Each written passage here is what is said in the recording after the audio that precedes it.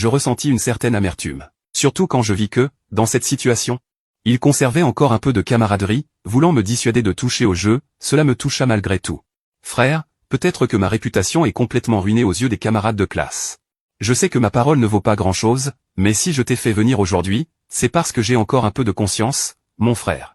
Zhang Yu inspira profondément après avoir parlé, puis leva la tête. Frère, ne joue vraiment pas. Tu ne sais pas à quel point ces types sont répugnants. Tu as vu ce qui m'est arrivé, je ne veux pas que ça t'arrive aussi.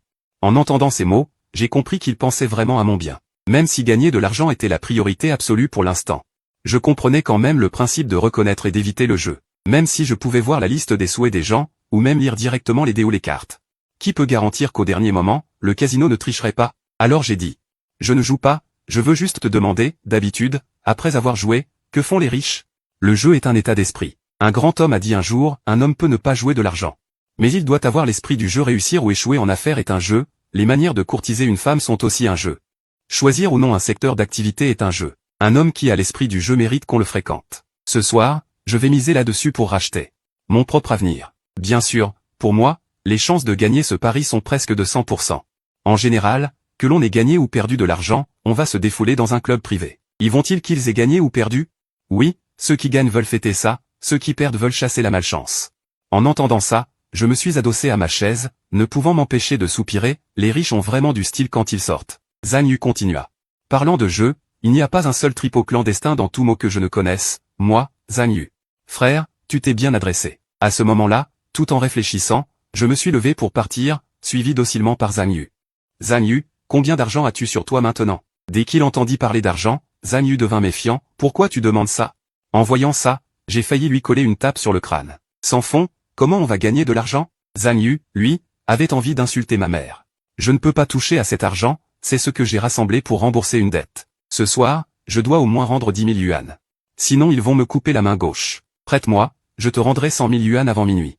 Si je ne gagne pas 100 000, qu'on me coupe la main. Je ne me suis pas gêné avec lui. Peu après, nous sommes arrivés à un endroit. Frère, je te préviens, les gens ici sont soit riches, soit puissants. Si tu as des affaires à régler. Surtout ne fâche personne. J'ai souri en entendant ça, je t'ai dit que je ne jouerais pas, alors tranquillise-toi. Je ne sais pas pourquoi, mais Zhang Yu, en voyant mon air confiant, avait un mauvais pressentiment. Nous sommes restés à l'entrée jusqu'à environ 8 heures du soir. Zhang Yu n'arrêtait pas de m'expliquer les règles du club. À 8 heures. Devant le 9e étage, des voitures de luxe se sont garées les unes après les autres. Des filles aux longues jambes de toutes sortes s'accrochaient à des magnats en descendant de ces voitures. En voyant ces scènes, le sourire sur mes lèvres devenait de plus en plus net. Une fois entré au 9e étage. Une odeur caractéristique d'hôtel de luxe m'a frappé. Partout dans le hall, des gens dits haut de gamme se reposaient. Ou discutaient, chacun accompagné d'une ou deux filles d'une beauté moyenne. Zhang Yu désigna une porte dissimulée derrière l'ascenseur de l'hôtel, le vrai endroit est en bas. Les deux hommes à l'entrée sont des agents de sécurité. Il est presque impossible de causer des problèmes ici. J'ai hoché la tête en attendant. J'ai observé les gens dans le hall au hasard, deux hommes d'âge moyen, ventrus, bavardaient en tenant leur verre. Le plus drôle, c'est que la liste des souhaits de ces deux-là était presque identique. Ils convoitaient tous les deux la compagne de l'autre, voulaient échanger, mais n'osaient pas le dire, et se contentaient de parler de choses et d'autres. Certains portaient à leurs poignets des montres valant des centaines de milliers de yuan. Ils semblaient d'une élégance parfaite. Mais dans leur liste de souhaits, il n'y avait qu'une série de petits désirs sales et honteux. Ce spectacle m'a soudain donné une impression étrange, ces soi-disant gens de la haute société. Plus ils sont huppés, plus ils sont vulgaires, et en même temps, ils ne cachent pas leurs désirs primitifs. Nous avons attendu que la plupart des gens du hall soient entrés. Zhang Yu s'approcha alors. Tenant une bouteille de vin rouge à la main, qui semblait un peu bon marché. Il me toucha le bras et dit. Frère, plus de 6 000 yuan, juste pour cette bouteille. J'ai hoché la tête. Après avoir passé le contrôle de sécurité à l'entrée, sous la conduite d'un serveur. Nous avons traversé un long couloir luxueux et éclatant, puis tourné au coin. Pour enfin arriver dans le vrai hall souterrain. À ce moment-là, il était déjà plein de monde, à l'extérieur. Ces riches qui faisaient encore semblant d'être distingués se comportaient ici comme de véritables bêtes sauvages. Sur chaque visage s'affichaient toutes sortes de listes de souhaits. Près d'une trentaine de croupières habillées en lapin, portant des mini-jupes, distribuaient les cartes et s'occupaient des jeux. En plus de cela, il y avait dans le casino beaucoup de belles femmes, qui déambulaient en tenant des verres de vin, regardant autour d'elles.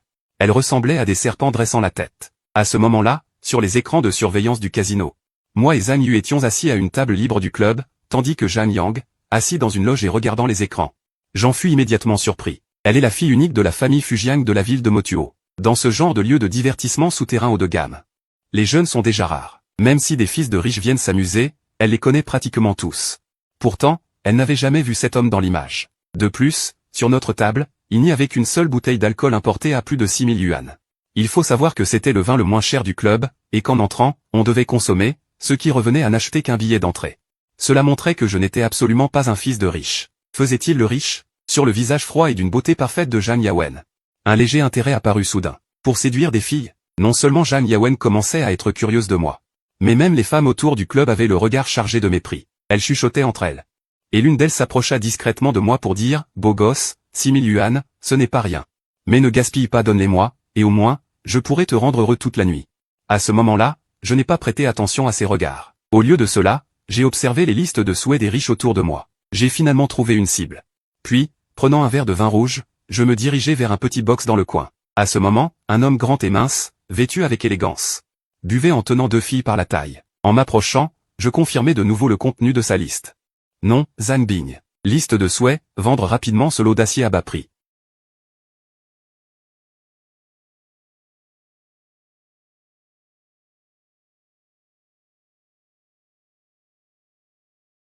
Petit morveux, tu viens gâcher mon plaisir? Tu as quelque chose à dire? Demandai-je.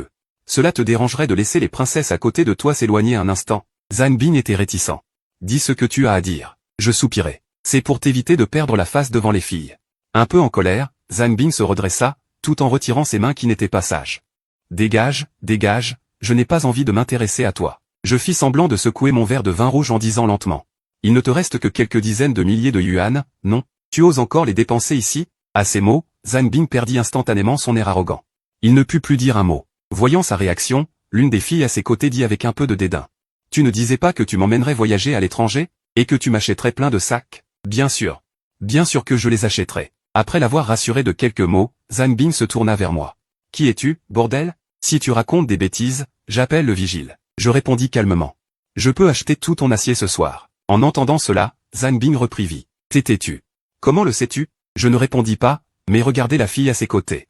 Zhang Bing comprit immédiatement. La fille, bien qu'à contre-cœur, pensa qu'il ne fallait pas couper les sources de revenus de son bienfaiteur.